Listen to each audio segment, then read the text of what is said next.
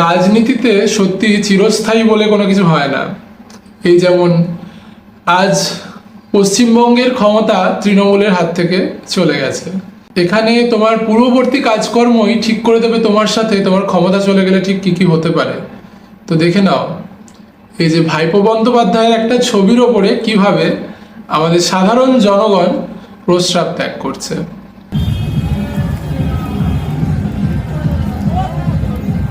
আরো এসো এসো, কে কে মুদবে এসো, এসো এসো, মুদবে এসো, মুদবে এসো, মুদবে এসো।